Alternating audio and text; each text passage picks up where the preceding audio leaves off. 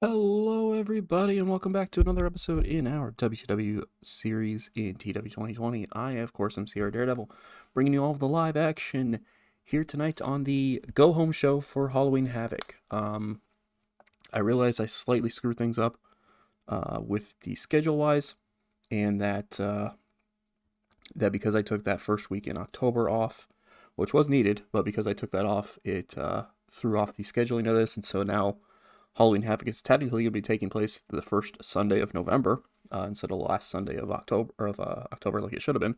But we'll get things back on track. I'm not too worried about that. So it is the go home show for Halloween Havoc 1997. We have, of course, a lot of big matches happening on that show, including the cage match between Bret Hart and Ric Flair. We have the I just completely spaced on the rest of the card. um, we have the triple threat matchup that was announced last week between Steven Regal, Chris Benoit, and Dean Malenko for the United States Championship. We have Marcus Bagwell of the Four Horsemen taking on Paul Levesque of the NWO. We have the Women's World Title matchup. Megumi Kudo getting her rematch against Dynamite Kansai. And we will have to see what else gets added to that card. We start off Nitro in front of 20,789 people at MSG, Madison Square Garden, with a Bret Hart pre-taped promo. He's not in the ring. Ignore that part. He's a pre-taped promo where he is out somewhere, out and about somewhere.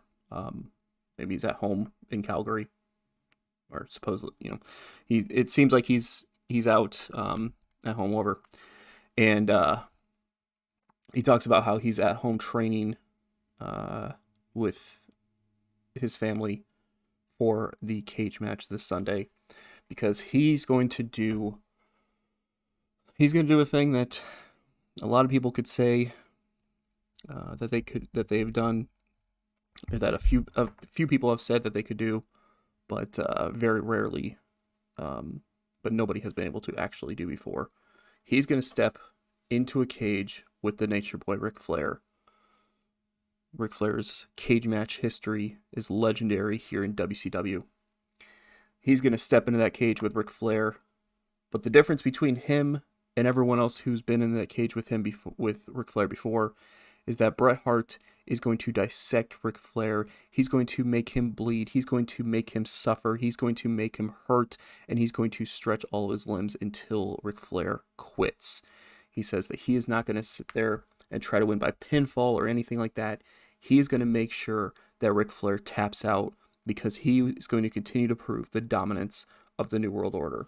And if Ric Flair wants to keep going crazy and all that kind of stuff, that's fine. But Flair should be more focused on his match here tonight, as it does get announced that the main event is going to be a second round matchup in the WCW World Title Tournament, where it will be Ric Flair taking on Dustin Rhodes. We also have another second round matchup here tonight, where it will be Steve Austin going one-on-one with the former WCW World Champion Bam Bam Bigelow. So 99 rated segment here. Really good stuff to see, even if he did struggle going off script. But yeah, he's at home. He's training and preparing for the cage match this Sunday. Then we get a 100 rated segment where we go into our typical backstage segment with Steve Austin and Diamond Dallas Page. This one's a little different. Because Page walks up to Austin.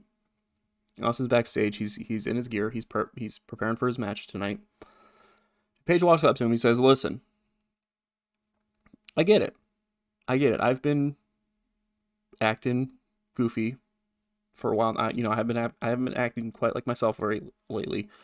And you called me out last week. Help me realize stuff. Help me keep my head on straight. Tonight, you've got another match in the second round. You got your match in the second round of the World Title Tournament. But we also have another match we got to keep our eyes on tonight. Because tonight, Sting and Barry Windham get a shot. Are going to be facing, going to be in a tag team matchup. And if they win, they get a shot at their titles this Sunday at Halloween Havoc." He says that, he gets it. He gets it. They are two tough competitors, and we need to be focusing on them. So he says he's gonna He's going to go out. He's going to watch. He'll stay backstage, but he's going to watch Steve Austin kick Bam Bam Bigelow's ass tonight. And then if Sting and Barry Windham can win their matchup, then he wants to focus. The next 6 days, he wants to focus and be prepared and train with Austin and make sure that they are in the best shape possible so that they can remain the tag team champions. And Austin goes, "Finally, you dumb son of a bitch, you finally listening to me, huh?" And they go, they go to walk off. So might be seeing a little bit more serious side of Paige. Not necessarily that the goofy stuff is over, but at least for this week, we might be seeing a more serious side of Diamond Dallas Page. We'll have to see. 100 rated segment here. Very hot way to continue getting the crowd really into the show. Speaking of the tag team matchup, it happens right now. And in an 80 rated matchup, Barry Windham and Sting get the victory over the former tag team champions, Jerry Lynn and Sean Waltman. In 10:48, when Sting gets Sean Waltman to submit to the Scorpion Deathlock. 80 rating for the match. 82 from Jerry Lynn, 74 from Sean Waltman, 80 from Sting, 71 from Barry Windham. Y'all, I'm gonna keep beating this like a dead horse at this point, but this was a match featuring Jerry Lynn, Sean Waltman, Sting, and Barry Windham, and Jerry Lynn was the best in-ring performer of them all. Just saying. But yeah, so Sting and Barry Windham get the job done, and they are going to be getting a shot at the tag team titles this Sunday at Halloween Havoc. So we'll have to see what ends up happening there. We'll have to see if they can get the titles from them or not. Get an impressive victory over the former tag team champions here, despite Ted DiBiase being at ringside trying to get involved. He, Windham and Sting were able to get the job done. So we'll have to see what happens there. 80 rating, though. After that, we have a 77 rated segment. Al Snow's that's getting stale. I feel like I already knew that from last week, but I forgot about it. I forgot to change anything about it, so I'll have to remember that. But the Flock have a promo here. Raven says that last week, Mark moved on to the second round of the WCW World Title Tournament. But let's be honest here. It was never about whether Ming was going to beat Mark or not. Ming's job last week was never to beat Mark. It was never to advance in this tournament, this silly little tournament that's happening. Ming's sole job was to pummel, bloody, and hurt Mark. And that's what he's done. In fact, Mark's not even here tonight. It's been rumored that he's still at home recovering. Because that's what happens when you turn your back on the Flock. When you turn on Raven, Raven makes you feel the darkness and the pain that he feels on a daily basis. So Mark, you sit at home and you keep recovering. You keep trying to get better. You keep trying to feel better. Because when you come back, Al Snow, Meng, and myself will destroy you once again. 77 rated segment there. Really good stuff there. As Raven's kind of focused. He's proven that he's not happy about what Mark did, and he's going to cause Mark some pain for what he did, essentially. Then after that, we get a segment here where Gene Okerlund introduces the television champion, Lance Storm. Comes out to the ring. He says, "But before I ask you any questions, I have to introduce another man." And out comes Alex Wright. Alex Wright comes down, and neither one of the two of them are happy about this happening. But Gene Okerlund is kind of talking about what's been happening recently between the two of them, the issues. Alex Wright, says that Lance Storm has been a very disrespectful WCW television champion. When Alex Wright was the champion, he was defending it week in, week out. He was, making the television championship look good. He was helping, he was having great matches with people who deserve title shots, all that kind of stuff. Whereas Lance Storm, he's been kind of ducking. He's been kind of ducking challengers. He's been ducking people. He hasn't been defending the title that much, all that. And Lance Storm says that he is the champion of television. He is the champion of this Nitro show. and that it doesn't matter about supposed ducking or not because everybody knows that there's nobody on the level of Lance Storm. Nobody is worthy of having a shot at the television championship. And Gene Okerlund goes to say something else, and then he pauses. He puts his finger to his ear, kind of like as if he's hearing something on his little headset thing, or not headset, but the little earpiece thing. And he goes, "Ladies and gentlemen, everyone here, I've just been told by Roddy Piper that it's official. This Sunday at Halloween Havoc, it will be Alex Wright challenging Lance Storm for the WCW World Television Championship." Lance Storm not happy at all. Lance Storm is not happy about this happening. Crowd pops for this. Storm goes, "I can easily refuse to show up for that show. I can refuse them." And Alex Wright is like, "Yeah, you would, wouldn't you? Because that's how disrespectful you are to the championship, to this company. That's how disrespectful you are, huh? You're just not gonna show up. You're trying to try to take the TV title hostage." Storm's like, "Fine, I will show up and I will make you suffer." He storms out of the ring. Pun intended. He storms out of the ring, heads up the ramp. So there you go. We have a television title matchup for Halloween Havoc, as it will be Alex Wright challenging Lance Storm for that TV title. 79 rating here. Really good stuff. Really great to see this segment getting a 79 rating, especially because, no offense, but Gene Okerlund is good at this point, has a lot of popularity, but Lance Storm and Alex Wright, not the greatest entertainment-wise. So to get the 79 with these three involved is really good. Then after that, we get an angle backstage. We find out why Roddy Piper said it over the earpiece, that is. Because Roddy Piper walks out of his office, and the minute he steps out of his office, he's face-to-face with Dustin Rhodes. Dustin Rhodes kind of looking right at him. The two kind of trading looks at each other.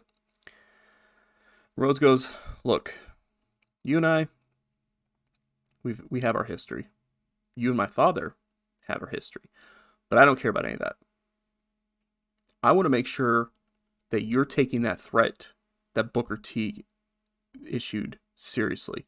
I want to make sure that Booker T gets nowhere near my main event match here tonight, because I deserve to get that opportunity to move on in the world title tournament. And I don't feel like Booker T should be allowed anywhere near ringside for that." And Piper goes, "Well, maybe you shouldn't have pissed him off then. Maybe you shouldn't have caused him to be here, caused him to have a reason to come after you." Dustin Rhodes is like, "The guy is sad and pathetic just because I chose to focus on my own career instead of helping him out. He was whining about not having his brother turning his back on him and needing somebody to help him out. And I turned my back on him just like his brother did, because we realized that Booker T is an anchor. Booker T is always going to drag everyone he's associated down with him." Piper goes, "Well, that may be your opinion, but I'm not going to do anything about Booker T getting involved in the main event match tonight. So you better focus, because you have bigger things to worry about than Booker T. After all, Ric Flair is a multi-time former world champion. You better focus on beating him first." Dustin Rhodes just stares Piper down before he walks off. He walks off to the left, and Piper's just standing there. Takes a sigh. And then the office door opens, and Booker T comes out of the office. Crowd pops. Piper goes, "Well, clearly you heard that." Booker's like, "Yeah." Piper's like, "Listen, I just want to have those two have a really good match tonight. I know you want a piece of Rhodes. I know you want a piece of him. Is there any way I can get you to just hold off? I will book that one-on-one match between the two of you, but just let this tournament match play out as is." Booker kind of looks at Piper and says, I got a lot of respect for you. You've given me opportunities. So out of respect to you, Piper, I'll do that. And he shakes Piper's hand. And then, before Piper can pull away, he snaps and kind of pulls Piper up really close to him, face to face with him, and says, "But don't you screw me. I want that one-on-one match with Dustin Rhodes in the future." A little bit of a stare down, then Booker T walks off in the opposite direction. So things getting tense there, but we have been told, Booker T does say that he's not going to be involved in the main event. He's not going to get himself involved in the main event, so we'll have to see how that plays out. 86 rating here, very good hot segment there.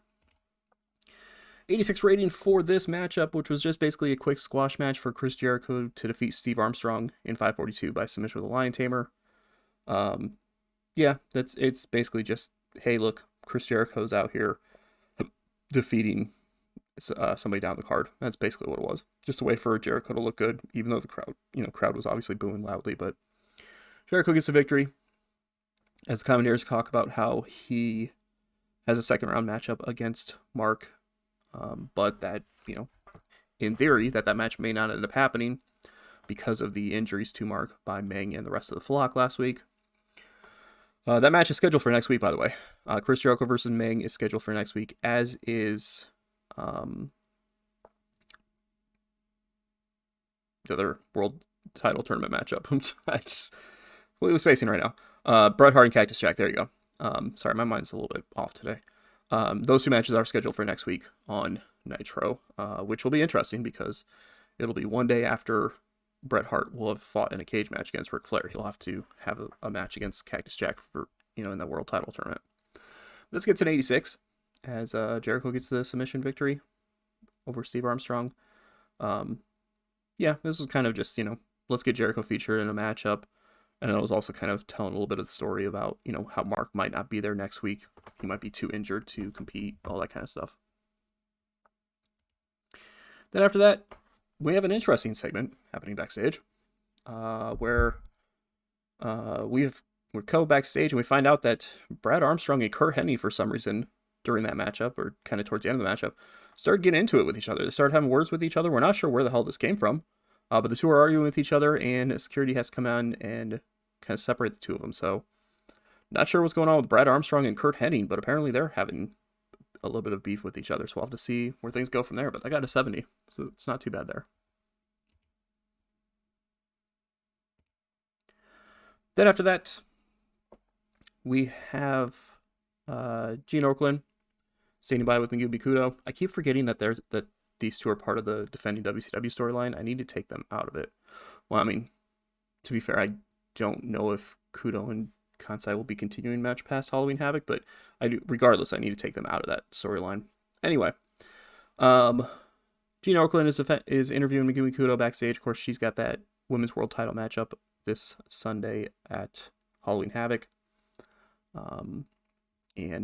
So Kudo's just talking about how she was the first ever Women's World Champion. She has the opportunity to be the first ever two-time Women's World Champion, and about how she knows that she stepped into the ring one-on-one with Dynamite Kansai before with a Women's World Title on the line, and she lost it.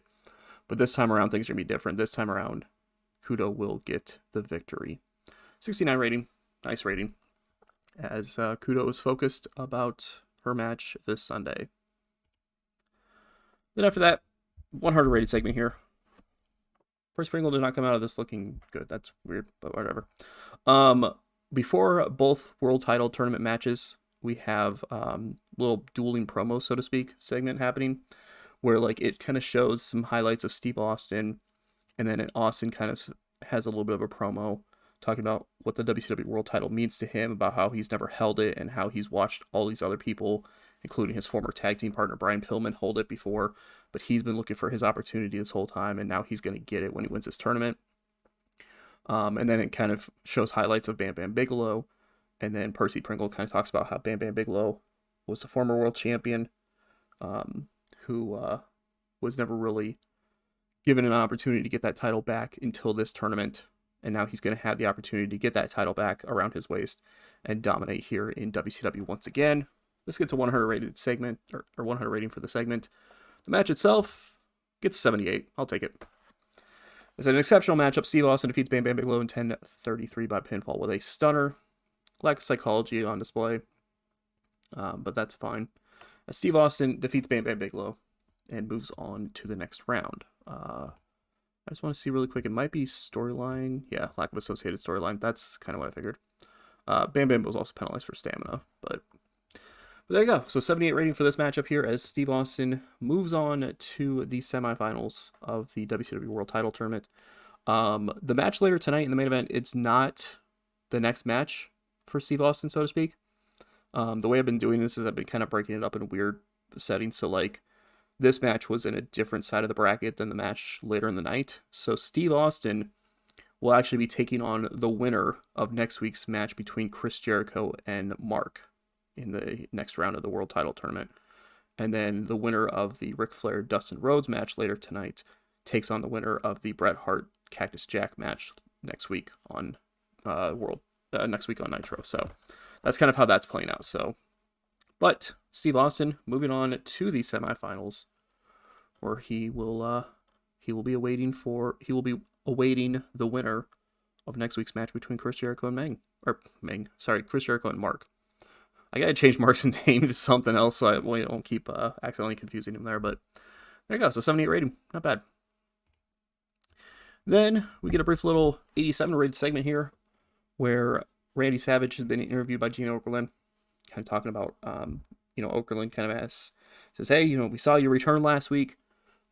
Everybody is glad to see Randy Savage back. Was it last week? 2 weeks ago? It was recently. Mine's a little off today. But everybody's glad to see you back here in WCW. What's up next for the Macho Man? And Savage basically says, it's been a hell of a ride. I'm focusing on a lot of things right now. I want my revenge for being put out for so long.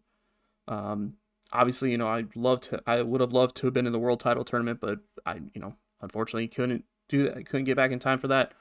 But you never know what's next for the Macho Man. You never know. I got to keep you all on your toes. I got to keep you thinking. I got to keep you guessing. Oh, yeah. And so he just kind of walks off there. 87 rated segment here. As it's basically just Savage kind of having I don't want to say a meaningless promo, but it's basically just him just kind of saying, kind of talking about what's next, but not really referring to what is actually next. He's just kind of throwing out some possibilities and all that. So there you go. We'll have to see what's up next for Randy Savage. Then we get an 81 rated segment here. As, actually, you know what? To be fair, this getting an 81 was actually better than I expected. As we find that Chris Benoit is getting beaten up backstage by Steven Regal and Paul Levesque ahead of the U.S. title matchup this Sunday. Dean Malenko comes running in, the United States champion, and he's trying to fight off Regal and Levesque, but it's not working out too well. Marcus Bagwell shows up trying to also help out, but Regal produces a set of brass knuckles from, he was hiding them from somewhere on his body and ends up cold clocking both Malenko and Bagwell. And Benoit, Malenko, and Bagwell are getting stomped down by Regal and Levesque before security come in to get them separated. So looks like Benoit, Malenko, and Bagwell are all going into this Sunday, not quite at 100%, thanks to the attack by Regal and Levesque. So we'll have to see what that means for both the U.S. title matchup and that singles matchup there. But got an 81, which is, like I said, better than I expected it to be. So there's that.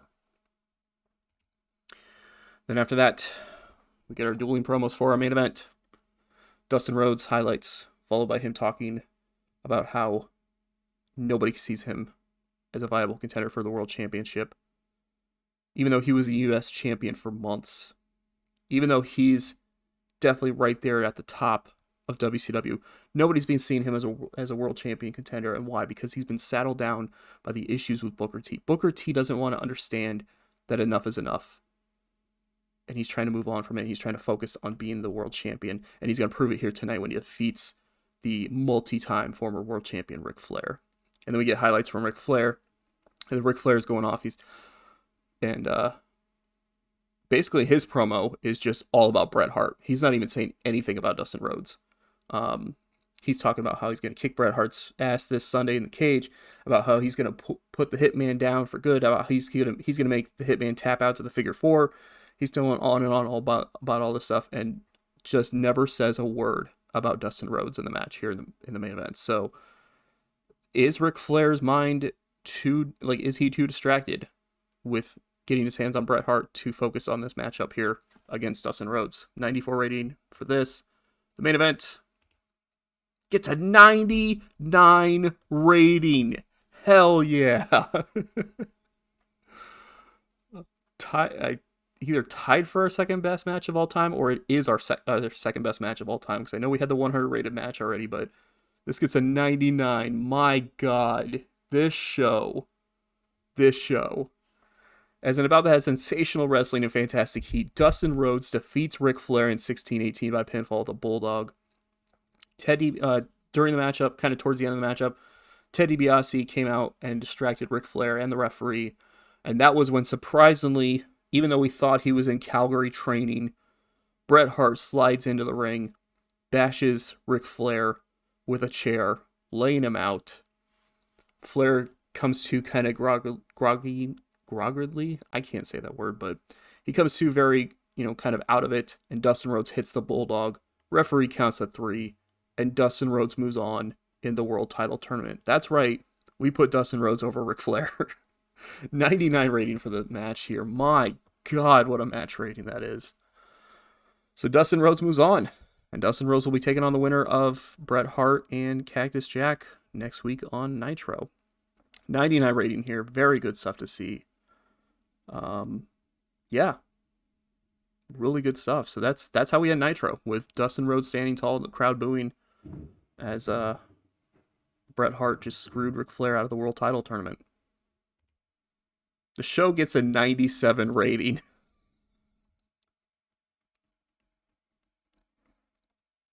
That might be our best show we've ever done. I'm trying to remember right off the top of my head. I mean, I'll let it do its thing here, but that might be the best show we've ever done. Holy hell, the go home show for Halloween Havoc just blew everything out of the goddamn water. Yep. It's our best show we've ever booked. It was better than the Nitro in July and the Bash at the Beach in July. Our best show that we've ever had. A 97 rated Nitro. My God, are we killing it right now? Top matches. Okay, so we've had a few other 99 matches as well, but still, Dustin Rhodes and Ric Flair getting a 99 is absolutely crazy. Absolutely crazy. Just absolutely crazy there. Yeah, so there's that. We'll look at the ratings for the week. And, well, obviously, we did well. We got fourth on the night. 9.3 million people watching.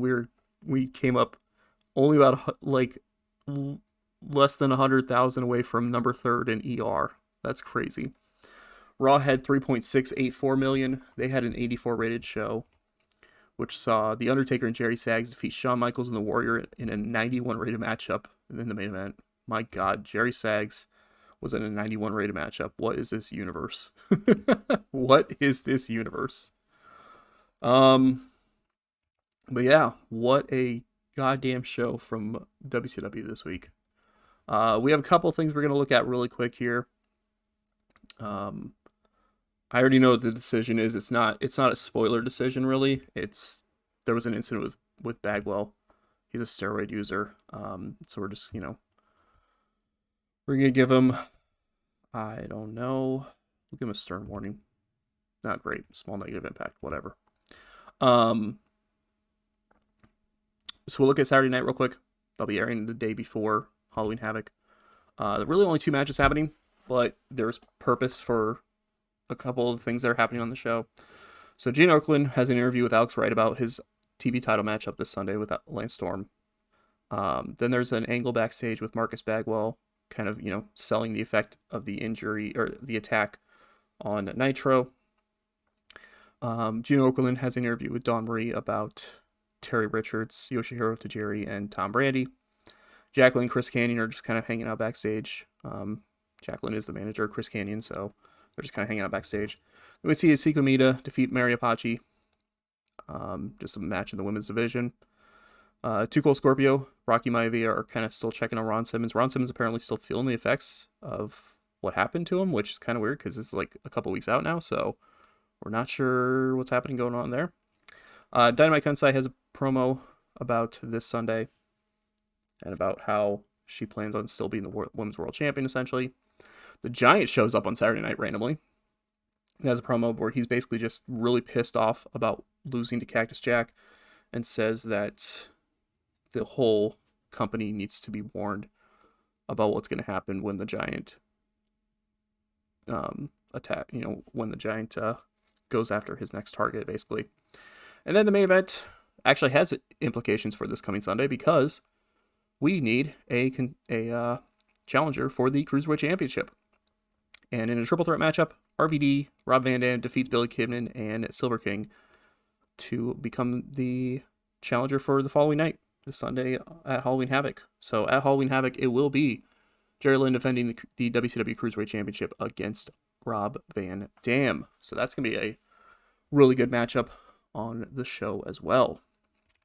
The other thing I wanted to make a note of in the video is...